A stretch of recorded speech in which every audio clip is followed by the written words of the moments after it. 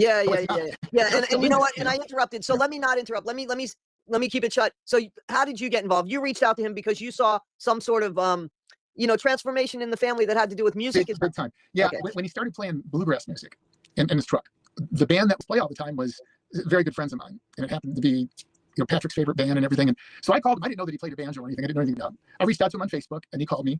And my first question was, your bluegrass. He seems to respond to it. Well, I'm a bluegrass promoter. I've got 12 festivals, and this is what I do for a living. And I love to do something, for the Whitakers, and maybe just give them a pass that they can go to any of the shows they want to, anytime they want to. It wasn't about having to have them to boost my sales. And sure, I'd be flattered if they were there. But I had this vision that I knew that he was probably looking for some content and that kind of thing, but it was all in good taste. The first thing he told me was, and at the time he had, they had made money. They just started doing it. He said, we're really not making money right now, but we're expecting to. He said, if I could just make some money for some groceries, that kind of thing. And this is exactly what he told me. He said, I would be happy if we could do that. I said, man, why don't you bring him? I said, to Jekyll Island. I know you're looking for some moments, that kind of thing. I said, can you imagine? Jekyll Island is this little island right off of Georgia. Are you familiar with that? I am familiar with Jekyll Island. Okay, so I have a bluegrass festival there, and it's a gorgeous indoor convention center, and it's a big bluegrass festival. About 2,000 people come to this thing, and we have the best of the best. And it's about 50 years old. And I wasn't the one who started that festival. I bought a competitor of mine out who had that festival, so I kind of fell into that. And anyway, I told Patrick, I said, can you imagine the looks on their faces seeing the Atlantic Ocean for the first time? He's like, oh, dude. He said, that would be awesome.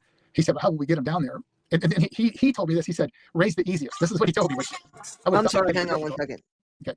So he said, raise the easiest to get down there? That's what he told me. He said, Ray would be the easiest one to get down there. And I was like, okay. I said, well, I've got an idea. I called a buddy of mine up who owns like 13 Prevost buses. I mean, these are star coaches. Right. $8. I mean, these are really nice. The country music stars use these coaches. I called him up and I explained the whole thing. I said, look, all I want to do is really make these people's day. I said, I want to see them step off that bus. And I just want to be there to see that. And when they step off that bus and see the Atlantic Ocean. So he was going to go from Nashville to West Virginia, pick them up in this motor coach. And I mean, I'm talking, this thing is just gorgeous, the one he was going to bring. Right. And they would be treated like kings. Bring them down, and they would go, they pull in, see the Atlantic Ocean. We would just film them coming off the bus and doing that. And then I had another friend who comes every year, he flies in. And he said he'd fly them. If they would get in the plane, he'd fly them over the ocean in the plane. It'd be the first plane ride too. So we were going to do all this stuff. And these guys would just do it. We're just all friends. And I mean, we were going to rock the world. We just wanted them to have a good time. Now, I know that like Ray probably wouldn't have gotten a plane and probably wouldn't have been a good idea, but I think Timmy probably would have, and certainly Patrick would have. Mm-hmm. But my affiliation with Patrick was, if you wanted to get to the Whitakers, Patrick was the spokesman. He was the representative, and I was fine with that. He liked bluegrass music, and I did too, so we hit it off. But that's how we came to be, as our affiliation, I guess. And you reached out to him. Yes. And so what about the $5,000? Does that come into play yet, or how does that happen? The $5,000.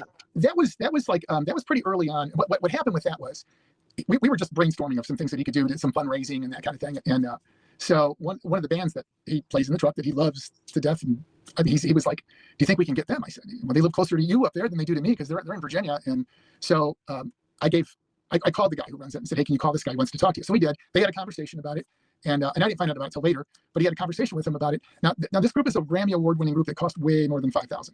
So I think everybody has this thing that if you're going to do something for the Whitakers, it just needs to be free. And I was willing to do whatever I could. I wasn't going to charge him for promoting. I mean, I don't need to do that. I could do that from home. Were they going to be able to get on the bus and the planes for free? Oh no, that was different. That would have all been free, yeah. Okay. But that was just going to a festival. Right, the $5,000 was a different deal. That was to do something in West Virginia. To do something in the hometown, that he wanted to do a meet and greet type thing and raise the money for the family. And it was just a brainstorming thing. He talked to Eric. Eric shot it down, and there was never any more discussion about it. But the $5,000 came from that band saying that's what they'd have to make that happen. And that's all that was. Now, that isn't how it came out. I mean, listen, I get the video. Yeah. He was on a rant. I mean, that day, I'll bet Eric went live 3 times. And I will bet you the shortest one was probably an hour and 50 minutes. And the longest one was probably over 3 hours. He just kept going on and on, and this and that. And Patrick did this and Patrick did that. And I was like, when you mentioned the $5,000, I was going, oh, I know what that was about. But he didn't say me.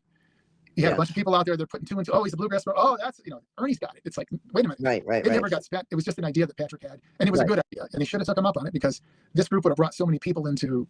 That's not what it was about. That's not what it was about for Eric. Eric doesn't want people. He wanted, obviously it was non-competition clause, right? Somewhere. So he didn't want people taking photos or shit like that. He didn't want a meeting or a greet that he didn't have control over, Yeah, you see the video of Timmy in front of a band and how he just. I do, yeah. He loved it. I mean, he just certainly had a good time. But, I got blamed for a lot of stuff. So that was one on there. But that one, that rumor, I didn't go on tour. And one of the reasons I didn't go on tour when I was supposed to stop in there was because of that.